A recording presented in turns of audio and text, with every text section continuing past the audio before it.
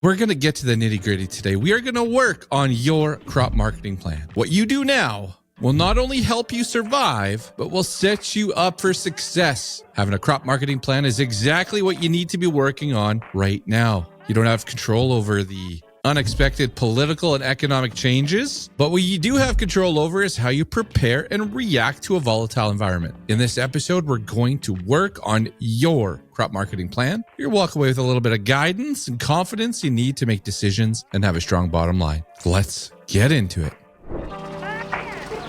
Hey folks, welcome to the What the Futures podcast, your quick guide to better farming decisions.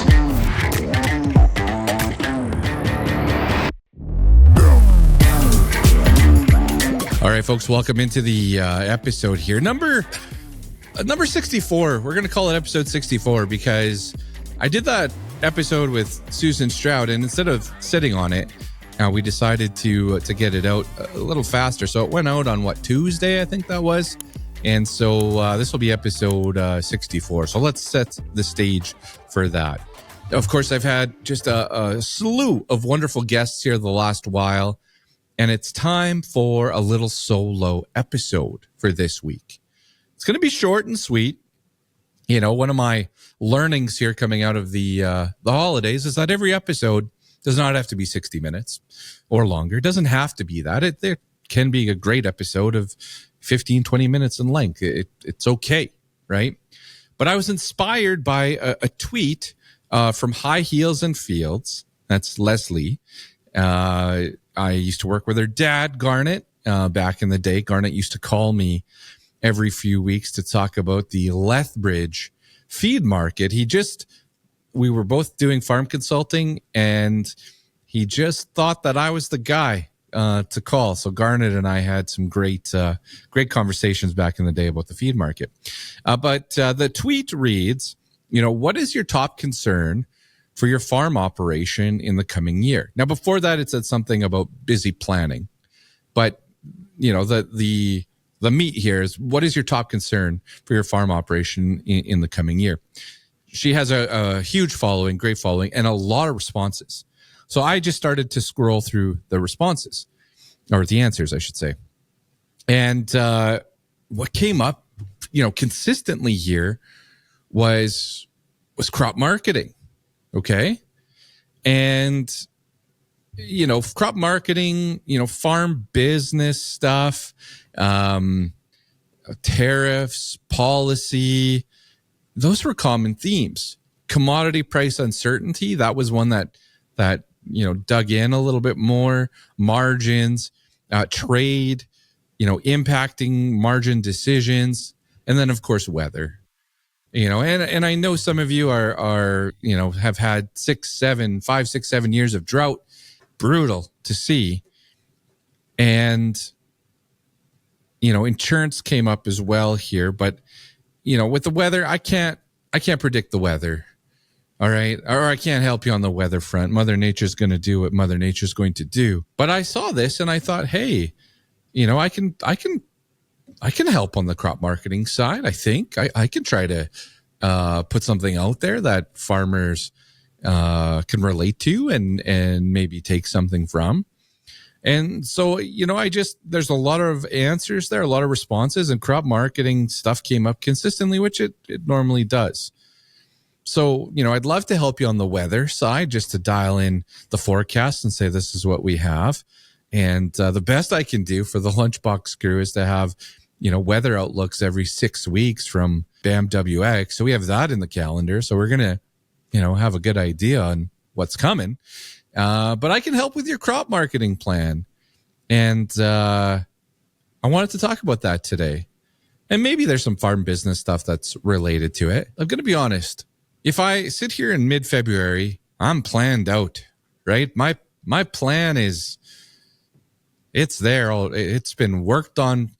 The plan started last spring, so it's there, right? The plan is there. I'm on the execution side of the plan. On the farm business side, the plan is in place, and now it's a focus and a hyper awareness of executing over the next number of months, which is more often than not, your most critical part of your crop marketing plan or time of your crop marketing plan is over the next 3 to 4 months here. It's the month of March, the month of April, the month of May. So I thought it'd be a really good time to just dial in here with what's going on from a crop marketing perspective and give you hopefully a helping hand. Of course, you can always seek the advice of a professional out there in your neighborhood. I'm just going to do my best to give you some guidance here, but don't forget, always seek the advice of a professional out there. So I'm in the execution part. The acres are set, the budget's set. Honestly, the budgets, they are what they are right now.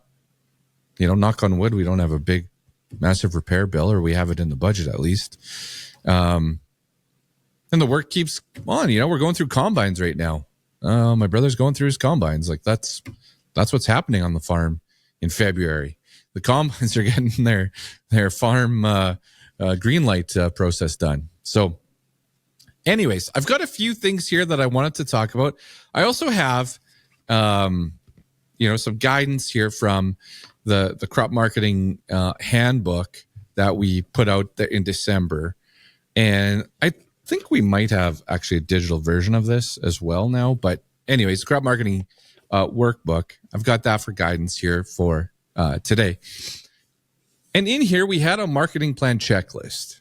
Okay, so I did take some of today's ideas from here. But, if I go through what our weekly and what our monthly tasks are, checking market prices, we're doing that every week. Monitoring basis levels, we're doing that at a minimum every week. And updating our market bias. Are we bullish? Are we bearish? You need to have that conversation with yourself about where you see these markets going. And if it's always bullish, well, then we got to have another conversation, right? But you should check your bias. Are you truly bullish or bearish? And if you are bearish, then you might take a look at your crop marketing plan and make some decisions. What we're doing on a monthly basis is we're updating our grain contracts and seeing what's next to deliver. We're reviewing outstanding targets, reviewing our brokerage statements. Those come every day. So you could review that every day if you want, but definitely once a month. And then, of course, reviewing our percent sold. All right. So in January, we did a cash flow update. We did inventory as well. If you had a December year end, you did inventory, cash flow update. And then I said private crop insurance review, which is ongoing. I was chatting with my buddy today, and, I hear that the private insurance offers are out.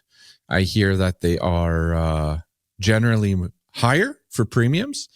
And of course, everyone in Saskatchewan and Alberta continues to wait for their provincial crop insurance. So ongoing, right? That's going to be an ongoing thing. In the month of February, I have crop power rankings, which is going to play in today a little bit. Spring seeding plan, just reviewing that plan that you have. Are those acres set? Do you have your seed? Is there any swing acres in here? Why not? I have crop budget review and cost of production update, because the reason I put this in February is that when it comes to your cost of production and your budget, I think for the most part, you can dial that in really, really good right now. You can get it quite precise, and you're just going to get busier moving forward. Like you just get busier in March, busier, especially for your cattle. You might be calving right now. My friends Keith and Dallas, they're full on calving right now in this weather. So reviewing your break evens here and your budget, because you'll see in a minute. Return on investment calculations, I like updating those as well. Sometimes one crop has to help another crop out on the farm to get the farm to a level of profit. And then I'm just reviewing my fall contracts, making sure those are updated, and reviewing my outstanding targets, because there's a crop marketing window here that has opened, and it's one of the most important times for you and your farm when it comes to crop marketing. Okay. All right. Let's take this book. I'm just going to put it aside here and go back to some of the notes I made. All right. Cost of production. I know you cringe. I know you cringe at this, but let's just quickly I don't know what it costs you to grow a crop on your farm. I don't know if you're $500 an acre, $540 an acre, $700 an acre. I don't know if your overhead is $200, $300, $400 an acre. I don't know. But I was looking at some of the numbers from some of the the provincial numbers out there. My number has been around $600 an acre. Like that's all in. That's making all the payments. That is all my costs, my fertilizer, seed, all that stuff. 600 is 580, 620, like in there per acre is a number that I use pretty consistently. All right, and so I start to look at where prices are now, where my margins at. So let's say if I'm $600 an acre to grow green peas on our farm, and I'm budgeting 50 bushels, well my break even there we'll call it $12, right? We're just doing easy math for the show. And so the cool thing here is that when you do your updated cost of production and you do your break evens, right now you can start to write in your margins, positive or negative, right? Because you have and you're receiving bids for the fall of 2025. I'm talking about $14 green peas. I'm talking about $10 yellow peas. I'm talking about maples at $17. I got flax at $17. I got small green lentils at 42 cents a pound. Red lentils at what? 32 cents a pound, 33 cents a pound, something like that. Canola, 13 something for most of you, maybe a little bit in the 14s for some. I got wheat at $7.50 or $8 or $8.25, depending on where you farmed. The numbers are all there. All right. And so use those numbers. Don't use your projections. Use reality for now in this scenario, because if you can get to a path of profitability on some of these crops, well, you should start taking a look at that. You should start pricing some of that. And if you have a big negative, like if I'm a $600 wheat grower and I need, a budget of 65 bushels, I need 925 for my spring wheat. I know we love planting our spring wheat. I know analysts out there are talking about higher spring wheat acres. I hope your cost of production is sharper than ours so you can make a bit of money, because we, I don't know. We'll see. But, at spring wheat at $9.25 a bushel for a break even, or whatever it's going to be, $9 for a break even, why wouldn't I throw a $9 target out there? Is it even achievable? Not today. But why wouldn't I start? Or maybe it's a end goal of $9. So I'm going to do a little bit here at $8.75 or $8.70 or something. I'm going to build that up and hope to get something at $9.30 and build that $9 average, or build that path to profitability. You can't guarantee that the price of wheat's going to get over $9. I can't. Maybe you can, but I can't. And so it might be a lost number, but you may have to have, my second point here is have a hard conversation with yourself. All right. About what you're growing this year. Because it could be a margin thing where you're sitting here and, oh man, like, all right, $9 wheat, let's do this. I'm going to do it anyway. I'm going to grow it anyway, but let's do this. Stay sharp. But it could also be crops that other people are migrating to. So you have to have, you've got your costs now, you've got your margins, you're seeing some prices out there. Use those actual prices. Don't use the projections for now. Use those actual prices. And then have a conversation about, is anything I'm growing, could it turn into a situation of oversupply? And you might sit there and say, well, Brian, everything could turn into a situation of over or undersupply, like Mother Nature's going to dictate. Okay, I get it, right? Easy. But honestly, when you're out there and you read reports that, small green lentils are going through the roof from an acreage perspective, red lentils are climbing, maple peas are going to be the highest acres, and whenever green peas are on the rise as well, wheat's on the rise. Okay, you don't have to say, you don't have to look at that one from an oversupply perspective. You do need to stay sharp. But when I go back to my green peas here, my break even at $12, and I'm staring down a $14 offer with Act of God picked up on farm, why wouldn't I start? Especially if the trade is looking at more acres. Now, let's go back to last year. Same scenario. I'm probably on record saying this as well, so you could come and shame me about this. But I sat there and looked at green peas last year and said, geez, we might be in an oversupply here, and prices, might not be above $14. I was more aggressive on my green pea marketing. And what happened is we had a very high bleached crop, and we did see some smaller yields. It happened. And so what I'm asking you today, though, is to just acknowledge that these crops that you're growing, some of these crops may be subject to a significant higher acre number, and with that are setting themselves up, those crops up, for the chance of being in an oversupply situation. So if you can lock in profitable levels with act of God, why wouldn't you, until Mother Nature starts to tell us the story of what's going to happen? Because all you're doing right now is saying, hey, I'm profitable, but I'm just going to risk it. This is a flyer. I'm just going to see what happens. That might be the most profitable crop on your farm this year, and you're not even doing anything about it, right? So think about that. Think about what could be in an oversupply and start to market some of those crops, all right?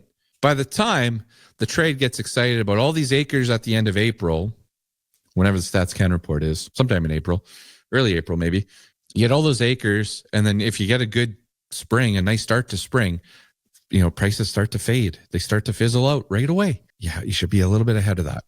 So from a crop marketing plan, you need to start marketing those crops now. If you see the list of crops and the rumbling out there is big acres, you need to start locking in those crops now. You take the 5, the 10 bushels, the act of God. If you're profitable, which you know your margins, you have to start. And it's not time to be sitting on your hands. It's time to look and say, hey, $17 flax, that is profitable using my crop insurance yields and my costs of production. That is a profitable number. I'm going to start taking some of that and locking in some of that margin. Okay. Now, I'm not talking about canola. I'm not talking about malt barley or feed barley, even wheat. We're talking about wheat in a second. But some of these specialty crops that can get in an oversupply situation, you got to be sharp on those right now. Okay. All right. I'm already at 0.5. So that was like 0.2, 3, and 4. Okay. 0.5. You've reviewed your break evens. Now you have the most important 3 to 4 months ahead of you in your crop marketing plan, because we are going to kill the crop once or twice. From a northern hemisphere growing the crop perspective, you look at when wheat tends to rally. The wheat market, I listened to a great interview yesterday about the wheat market. And basically, unless there is a supply issue in Russia or the U.S., especially the U.S., their point was there's a lot of wheat in the U.S. The wheat market is the dullest thing out there. And it is for a lot of the year. It is very dull. But you go back, it tends to show signs of life in February, March, April. And then sometimes you get a little bit more action in May. And then it's more rare. But then June and July, as you go, July is less rare for a peak in the wheat market. So you got a big job ahead of you here the next couple of months. Okay. So what is your break even on those big acre crops for you? That wheat, the durum, the canola, the feed barley. And can you start setting some targets out there? Is there realistic targets? Like if you sat here and said, my break even is $10 on wheat, I'm going to throw a $10 target out there. Well, don't bother, right? Don't bother. Like there's always a chance, but you're going to grow. If your break even's $10 on wheat, I'm sorry. Like you're set to lose some money this year on your wheat crop. All right. So like, what is your targets to break even? And what can you realistically set there as well? Now, I don't go guns a-blazing at a loss, right? I've said this on the show before. I don't go guns a-blazing at a loss. I'm not going to go out there and take a big bite of a crop at a loss, but I'm going to work within my boundaries and I'm going to attempt to get towards a break even and reduce the damage as best I can. All right. So you should be setting targets now on those big crops, on the canola, on the wheat. It doesn't have to be 5 cents ahead of the market. Look at your break evens, look at your bias in this market, and set some of those targets out there. The thing that you got to remember with a target is that you get an alert. It doesn't matter if you put a 20-ton target out there or a 2,000-ton target. You get an alert. So your phone dings the buyer, the email, whatever, that your target hit. You can sprinkle 40-ton targets out there, whatever, 30, whatever you haul with, just to get the alert that it triggered to be like, oh, my price is met. Maybe I should do more, or set the next targets, or look at what's going on in this market, right? Don't forget that. It doesn't have to be big. It can be 40 tons, 20, I think 20 ton, maybe you can do less than that too, but it doesn't have to be big, all right? But the other thing here is to take time here in the month of February and write down I've got it in the workbook as well, but like a pricing pace, right? What do we call it in here? It's basically dates on how much you want to have sold, by a certain time. And so what I like to do is to set my dates and how much I'd like to have priced by certain dates. Sometimes I'll go back and look at historic dates, historic levels, historic dates, not levels, and start to paint that picture of when I want to be 10, 15, 20, 40, 80% sold, whatever that number is for you. But to start writing that down in a spot that you can review it. On the whiteboard in the office, my buddy Scott, he has a whiteboard in his bathroom. He's got his own bathroom. It's his crop marketing bathroom, and in the morning, he's doing his thing, and he reviews his position in the market, his targets and everything all on the whiteboard. But a spot where you can review it, okay? Because you're going to want to see where you're at when it comes to these levels and these targets. You're going to want to go and say, all right, well, on March 1st, I want it to be 10% sold. March 1st, you're looking around saying, oh man, I'm not 10% sold. Okay, why not? And if your market bias is, well, the trend is going the right way, I'm bullish. The people I subscribe to are bullish. Okay, that's fine. But the moment that market turns, you better be selling and catching up. And I can't sit here and say you got to stick to those dates and price on those dates. It's not really how it works. But all of a sudden you get to your next date, and maybe your next date was like March 25th, and you're like, oh, I was supposed to be 20% sold, and I got nothing done now. Okay, well, the market's not showing me any more signs of rally, or it's pulled back, or, it gives you a spot here to check yourself against something and do some pricing. Okay. I know it sounds like the simplest exercise, and it is. It's not that difficult, but just to move yourself along throughout the growing season. And you may say, hey, Ryan, like I need to see, my canola, popping out of the ground before I get too excited. Oh, fine. That's your crop marketing plan. That's your style, but then make your plan from there. Right? Make your plan from there. So pricing, dates, levels. When do you want to be half sold? When do you want to be 3/4 sold? When do you want to be 100% sold? Writing all that down and reviewing it regularly, it's a little bit of discipline. It's just a little bit of discipline for you to come back to. The other thing I had here as well is that, on a lot of farms out there, you have a crop that is in a positive margin, right? Hopefully, positive margin. Then you have a crop that's in a negative margin. Doing the work to figure out how to make sure that both those, that paying crop gets that other crop in the whole farm to a profitable level. That's not a bad exercise to do right now. Like, what is that number? What do I need to generate on my canola acres? And maybe you look at all of it. Maybe you're like, hey, I need to make $1 million on my canola. I need to make 400 grand on my wheat, and I need to make 200 grand on my peas and I'm good. Everything's paid. You could do it that way as well. But what is that number? What is that path to a break even for your farm in 2025? We have a chaotic year ahead. And I feel really, really good about crop marketing in 2025. And I hope you do as well, right? What I read on the tweet from Leslie there was, I am looking at it seems like there's a lot of concern and uncertainty, and there is a lot of uncertainty, but try not to stress about what you can't control. I'm excited about crop marketing this year. I think that my crop marketing plan from last year to this year can actually be better, as a whole. And wheat might be the bigger struggle out of everything, but just because I was an aggressive wheat marketer last spring, you guys remember that.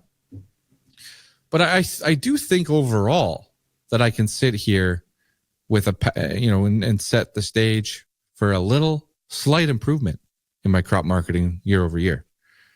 I don't think it's going to be big, but it wouldn't surprise me if I sit and look at the 25 crop and the 24 crop and that my average prices are just a little bit better. We'll see. We will certainly see. Try not to stress about what you can't control, okay? I know as I'm recording this, Trump and tariffs like that, who knows by the time you're listening to this what the latest is. But until it's fact, until it actually happens, try to just toss it to the distance or toss it in the back. Get rid of it. You can't control it anyway. We don't know what he's going to say or sign off on, so you can't control it. So don't stress about it too much right now. You can acknowledge it. It can be there and you can be aware of it, but try not to stress too much about it until it becomes fact. And even when it becomes fact, let it breathe for a little bit, okay? In my crop marketing career, anytime I took a big swing with some of these negative headlines that came out, not once did it pay dividends. 2013, when the whole rail system fell apart and I was an aggressive marketer in the fall, fine. That was it, though. That's the only one. Everything else that came out over the last 15 years, and I took a big swing. So worst decisions I made in the year. I hope this helps a little bit. I hope this gets you a little bit more excited about crop marketing. It's very important to be working on your crop marketing plan right now. You guys know you can reach out to me, reach out to the show, reach out to the email, hit us up on social medias. I'm here to help and give guidance. And if you have questions, reach out. All right, a quick shout out here to show sponsor John Deere. I added something to my bucket list this week. I don't know if you guys have a bucket list or not, but the things you want to get done before you kick the bucket, right? But it's like the National Farm Show in Kentucky, I believe. The videos, the pictures out of there. I've got some friends down there right now. I got to get to that show. It looks so cool to see all that new iron. Even this week, there was a farm show in Lloydminster. I completely forgot about it. I think it's AgriVisions is what it's called. It's a great lineup there at John Deere Equipment as well. Anyways, Kentucky, I got to come for you here in 2026 or 2027. I'm coming. Got to get to that farm show. One of the most exciting things for me at John Deere, it comes to precision ag solutions. All right. And precision technology and having the ability to take some older equipment and updating it to the latest technology. All right. So, of course, with everything that they have going on at John Deere, you can manage your entire farm in one place with John Deere Operations Center. But farmers can now retrofit legacy John Deere equipment and mix fleets with the necessary technology to accomplish gains in productivity from insights into their operation, making it easier to manage their farm. Precision's technology, being able to upgrade some of that legacy equipment one of the most exciting things for me when it comes to John Deere. All right, let's go into positive moments for the week. My favorite part of the episode. I got a couple here for you, and I'm gonna start off here. Well, I got an email from Mark the other day, and Mark, in his message, he just said, I have learned so much over the last 2 episodes when it comes to, well, the guests were Chuck Penner and Susan Stroud with No Bull Ag, Chuck Penner with Left Field Commodities. He said, I learned so much the last couple episodes. Thank you for putting those together.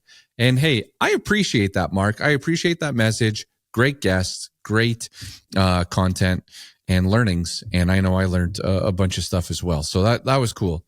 The other one that I have here for positive moment, well, it's Valentine's Day. This is a Valentine's Day episode. Not really themed Valentine's for the episode, but we have a preschooler. Willa is she goes a couple of days a week to school, and it's a big deal for the kids. Willa wrote her name out on all the Valentines. The kids, they all, I don't know, there's 20 kids in her class. Everyone's distributing Valentines, and just to see all of that. Like, you remember when you were a kid in school around those days. Of course, as you got a little bit older, the stress level climbed a little bit. Like, I remember it's like grade 7 or grade 8. You could buy a rose for some of the girls in school if you wanted to, right? It could be anonymous as well. Very sneaky. I had 13 people in my class. I think there was 9 boys. Anyway, you could buy a rose. Anyway, as you get older, it changes. But preschool, Valentine's Day, they had their Valentine's Day party. It's just cool to see her write her name on all the cards and the excitement around it. She had a blast. And then my last one, I wrote on my notes, panic attack / anxiety. And, that itself is not, people that have those events, it's not fun. But I had a little panic attack this week or anxiety event. I don't know what to call it, but it just kind of hit me out of the blue and out of nowhere. All right. I was honestly dropped Will off for preschool, 8:45, went to do groceries. Okay. 9:00, I'm in the grocery store doing groceries, and then just had this, this event. And, I took some time. I honestly grabbed a couple of grapes, had a little snack, and just gathered my thoughts and just tried to focus on my breathing and get through it, right? Get through that moment. I have no idea what brought it on. I couldn't tell you today what brought it on. I want to say here that it's okay not to feel okay, or it's okay not to be okay. So I'm going to turn this into a positive moment because I read there is a new initiative, the Canadian Centre for Agricultural Well-Being. There's a new resource for farmers across the prairies. And I picked this up the other day online, a new article. But one of the challenges here in farming is to link up with a professional that understands farming and understands what events could be happening on a farm to relate better. And so I don't know if it's necessarily a new initiative, but it's certainly been brought to the forefront for me. But a new National Farmer Crisis Line, which is open 24/7, 365 days a year. And it's for immediate and ag-informed crisis support for farmers, farm families, and agricultural workers across Canada. And the phone number here is 1-866 FARMS01. So 1-866 FARMS01. You can call that anytime and speak with someone that has an understanding of farming. I thought that was a really cool initiative. I've reached out to them, and I hope they can join me on the show. And hey, it's okay not to be okay. I just want to say that here as well. So that's it for this week for positive moments. All right. So what's on my mind here for crop marketing this week? Well, I was working through a scenario with a one of the farmers I work with. So we were reviewing rolling a wheat basis contract or pricing it out. You know, those are the scenarios offered from the line company. We ran the numbers, we went over the fundamentals, talked over some strategies together, and, you know, made the decision to reward this latest part of this rally, not roll the darn thing, but instead, you know, they wanted 20 cents to roll this. There's a little US Canadian exchange in there as well for some darn reason. Thought that was locked in with the original basis, but they brought the exchange into it, made it more expensive. Anyway, for 20 cents, we could buy a call option not that far out of the money. And that's what we did. That was one thing on my mind for this week. I think a lot of you were looking at that. I know one analyst out there been very, very, very, very strong about locking in wheat basis. And sometimes you have to decide to price or roll. And so that was on my mind here for this week. Other than that, this isn't crop marketing, but farm business related. Fertilizer prices continue to climb. Green markets reporting prairie prices up like 3.5% week over week. James Mitchell was on the show a couple weeks ago. Obviously, the urea prices, UAN, continue to climb, and that's not going away anytime soon. All right? Maybe later in June, like normal, but between now and seeding, prices continue to climb. So just keep that. If you don't have your fertilizer bought, time to get after it. All right, that's it for what's on my mind for crop marketing this week. All right, folks, that's it for episode 64 of the What the Futures podcast. Thank you so much for tuning in.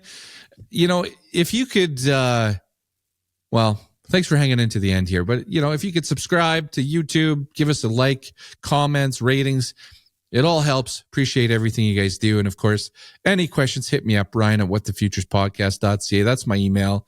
Remember, folks, marketing prices change, strategies change very, very quickly. Reach out to a professional at all times. This episode is just to try to help give you a bit of guidance.